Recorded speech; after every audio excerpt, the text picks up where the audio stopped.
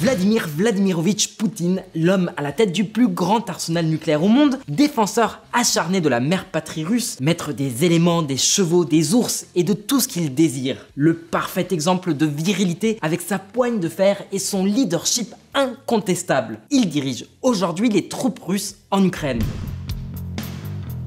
Mais ne nous emballons pas trop vite. Tu te souviens des vidéos récentes sur cette chaîne? L'invasion russe de l'Ukraine, c'est du passé. Aujourd'hui, ce qui fait les gros titres, c'est l'invasion ukrainienne de la Russie. Allez, on démarre dans 3, 2, 1. Attends, t'es abonné ou pas? Non? Bah t'attends quoi? Allez, et lâche un like en passant. Bisous.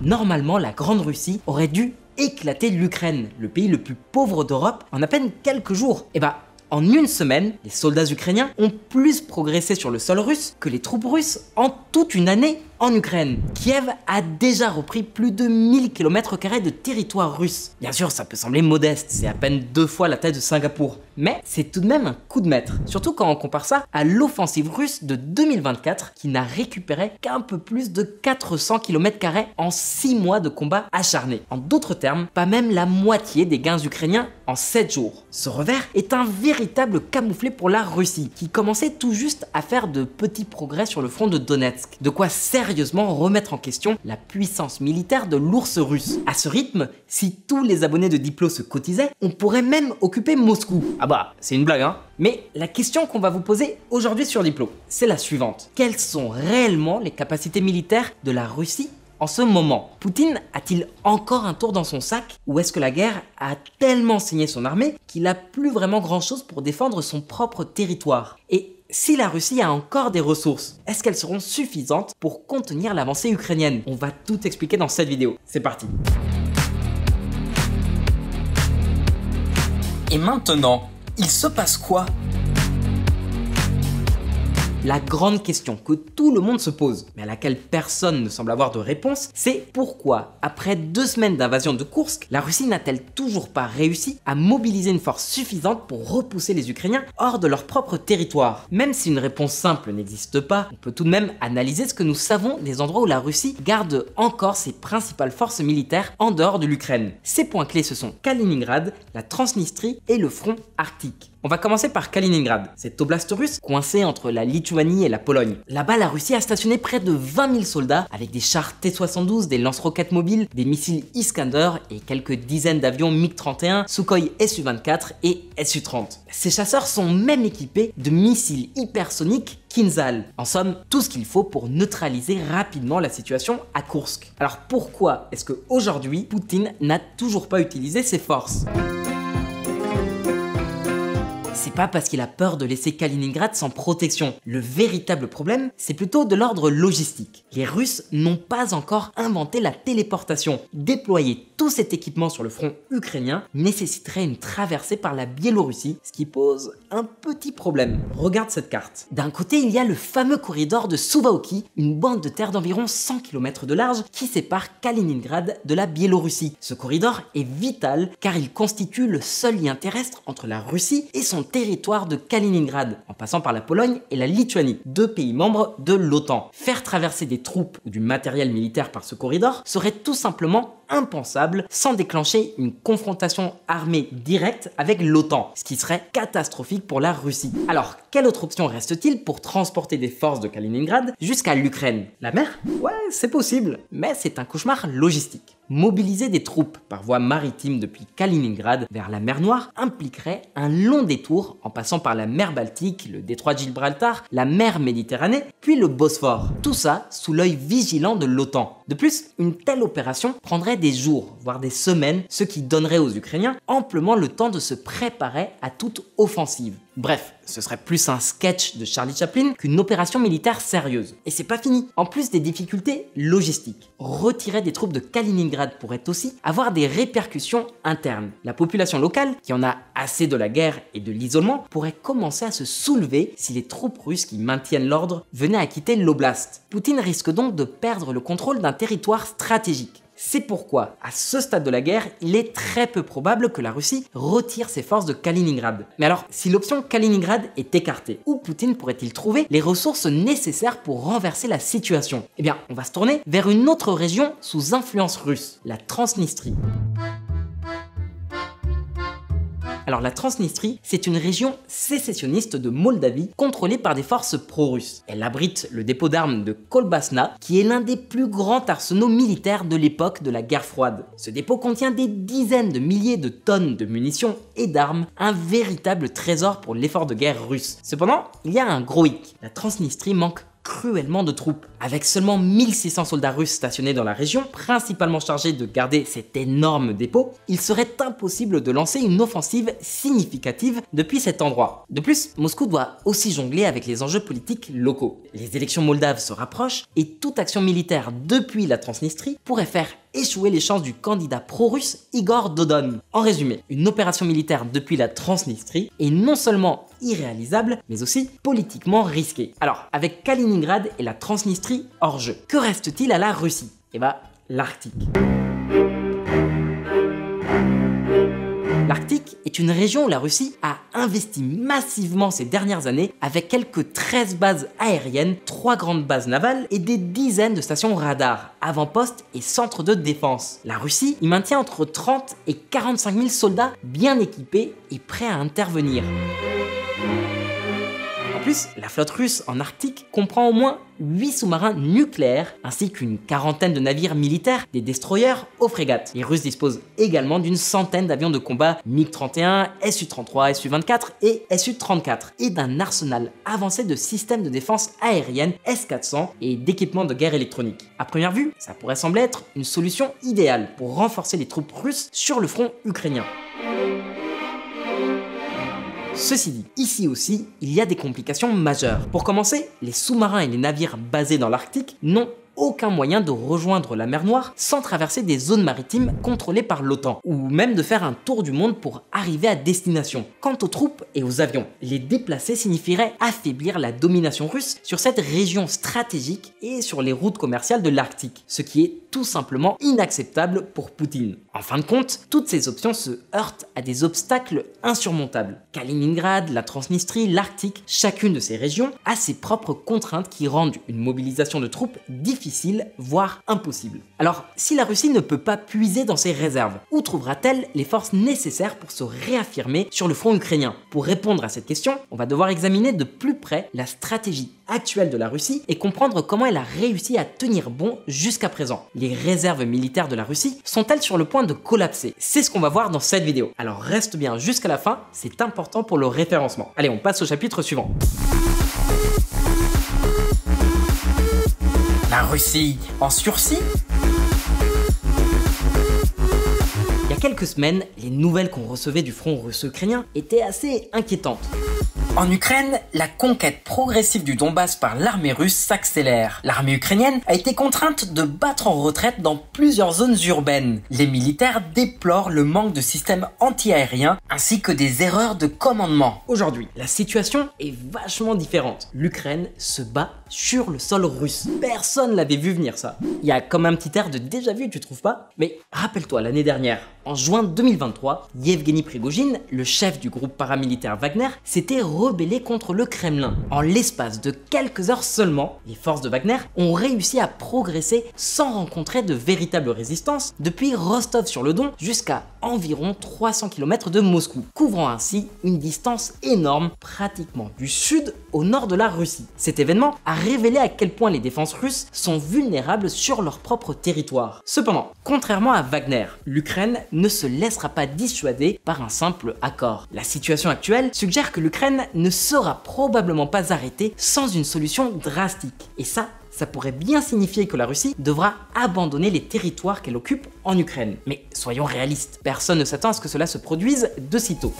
La Russie semble avoir envoyé plusieurs milliers de soldats depuis l'Ukraine occupée pour contrer l'offensive de Koursk, selon des responsables états-uniens. La situation est pour le moins ironique. La Russie, qui a initialement envahi l'Ukraine, se retrouve maintenant à subir une invasion sur son propre territoire, par le même pays qu'elle a essayé d'envahir. Alors comment est-ce qu'on en est arrivé là? Eh bien, tout indique que la Russie est à court de forces convaincantes conventionnelle. La puissante arrière-garde qu'elle prétendait avoir, soit n'existe tout simplement pas, soit elle est moins impressionnante que ce qu'on nous a fait croire. Ou alors elle s'est fait juste décimer sur le front ukrainien. En tout cas, on dirait que l'armée russe se compose désormais presque uniquement de soldats de remplacement. Et c'est pas vraiment surprenant quand on considère les pertes colossales que la Russie a déjà subies. Jusqu'à présent, les chiffres sont brutaux, ce qui explique pourquoi elle peine à repousser les avancées ukrainiennes sur son propre territoire. Depuis le début de la guerre, la Russie a subi des pertes massives. Selon les données mises à jour au 17 juillet, elle a perdu plus de 3000 véhicules d'infanterie, 2000 chars et 1500 véhicules blindés de combat. Mais c'est pas seulement une question de quantité et de matériel. La Russie a aussi vu une grande partie de son meilleur équipement détruit ou mis hors service. Et puis, ça fait quand même depuis le printemps que la Russie mène une offensive intense contre l'Ukraine, ce qui a épuisé ses forces et causé d'importantes pertes sur le front. Et malgré cela, le Kremlin continue de mobiliser tout ce qu'il peut. Il sort des chars d'assaut de l'époque soviétique, comme le T-72, le T-62 et même les T-55, pour combler les lacunes laissées par leurs pertes. Selon le général Chris Cavoli, commandant suprême des forces alliées de l'OTAN, la Russie a reconstitué son stock de chars en Ukraine au même niveau qu'au début de la guerre. Mais même si le nombre est là, la qualité, elle, n'est pas forcément au rendez-vous, puisque les chars modernes se font de plus en plus rares sur le front. Et en plus, l'industrie de l'armement russe tourne à plein régime, produisant des millions de pièces d'artillerie par an, des missiles balistiques et de croisières chaque mois, et modernisant même ses bombardiers. La Russie est clairement passée en mode économie de guerre. Mais malgré cette production massive, la Russie n'a toujours pas réussi à repousser l'invasion ukrainienne sur son propre territoire. Pourquoi ? Eh bien, la réponse réside probablement dans la combinaison de la fatigue des troupes, des pertes massives d'équipements de qualité et peut-être aussi des erreurs stratégiques. Alors même si la Russie est encore capable de se défendre, ou en tout cas en apparence, son efficacité sur le terrain semble être sévèrement compromise par plusieurs facteurs.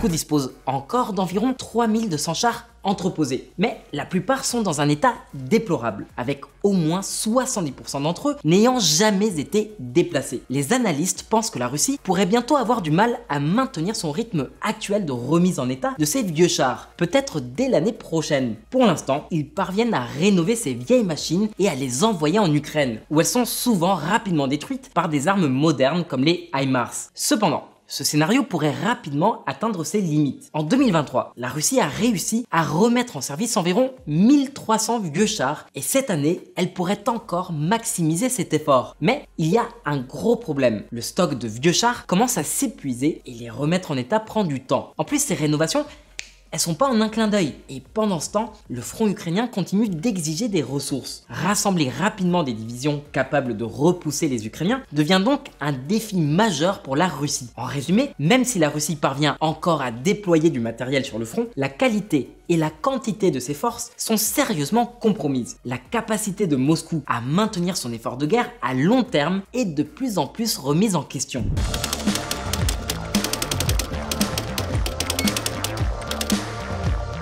Jusqu'à présent, la Russie a principalement compté sur la Chine pour ses apports technologiques, qui est devenu son principal fournisseur. Ces technologies sont souvent dissimulées sous forme de produits civils qui, avec un peu d'ingéniosité, peuvent être modifiés pour un usage militaire.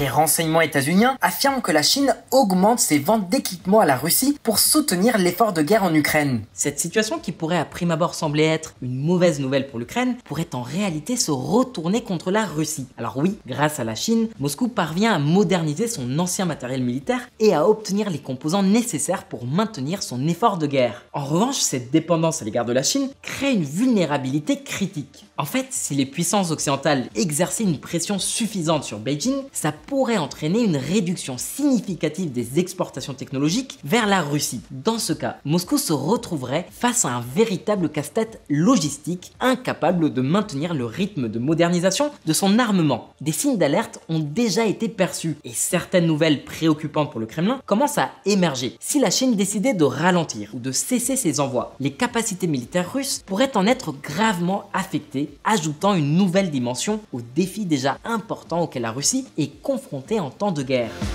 L'accord sur le gazoduc russo-chinois bloqué en raison des exigences tarifaires de Beijing. Le projet Power of Siberia 2 offrirait une bouée de sauvetage à l'exportateur Gazprom, alors que la dépendance de Moscou à l'égard de son voisin augmente.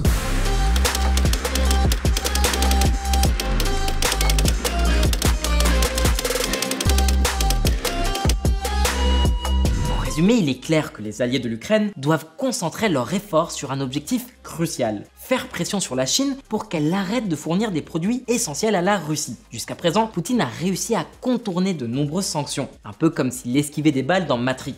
Mais cette stratégie ne peut pas durer indéfiniment. À un moment donné, les coûts augmenteront, la qualité des composants diminuera ou les expéditions deviendront trop risquées. Si la guerre se prolonge au-delà de 2025, la Russie pourrait avoir du mal à maintenir son rythme actuel de consommation d'équipements militaires. Face à cette situation, il est surprenant que l'Ukraine n'ait pas attaqué plus tôt pour pousser la Russie dans ses retranchements. Est-ce que les Ukrainiens ont des informations que nous on ignore? Peut-être, mais il est plus probable qu'ils profitent simplement de l'instant pour anticiper les prochains mouvements. Et non, il ne s'agit pas ici de simples bombardements, mais de manœuvres bien plus subtiles. Le vrai point à surveiller se situe sur l'échiquier international, parce que c'est là que Moscou pourrait jouer son dernier grand atout. Après l'invasion surprise de Koursk, l'avenir du Kremlin pourrait se jouer sur ce qu'il va se passer aux États-Unis lors des élections de novembre. L'été touche à sa fin, ce qui signifie que la guerre va ralentir et que les troupes ukrainiennes pourraient consolider leur position en Russie, peut-être même jusqu'en 2025. L'offensive ukrainienne à Koursk vise probablement à forcer des négociations de paix avec des conditions plus favorables pour Kiev. Mais tout dépendra de l'issue des élections états-uniennes de novembre. Before I even arrive at the Oval Office, I will have the disastrous war between Russia and Ukraine settled. It will be settled quickly. I will get the problem solved, and I will get it solved in rapid order. And it will take me no longer than one day. Trump, il a été très clair. S'il revient au pouvoir, il est prêt à pousser Kiev à négocier avec la Russie. Ça pourrait entraîner un changement radical dans la politique étrangère des États-Unis. Moins de soutien militaire, voire plus du tout, et une pression intense pour conclure un accord de paix, même si ça signifie céder aux exigences de Poutine. L'Ukraine pourrait alors être contrainte de céder des territoires pour mettre fin au conflit, sachant que la situation pourrait devenir catastrophique si une administration Trump décidait de couper d'un coup l'approvisionnement en armes. Trump a présenté un plan visant à suspendre l'aide militaire états-unienne à Kiev à moins qu'il ne parle de paix avec Moscou. L'Ukraine a lancé une offensive audacieuse en envahissant la région de Koursk, surprenant tout le monde, nous y compris, et surtout les Russes. Cette action pourrait servir à imposer des négociations plus équilibrées en ayant quelque chose de plus concret à offrir que le soutien occidental. Mais ça présente aussi un risque énorme. Les soldats ukrainiens sur les fronts actifs dans le Donbass sont déjà épuisés, tandis que les brigades les mieux préparées sont celles à l'intérieur de la Russie. Si cette stratégie échoue, surtout avec une potentielle administration Trump qui pourrait retirer le soutien militaire.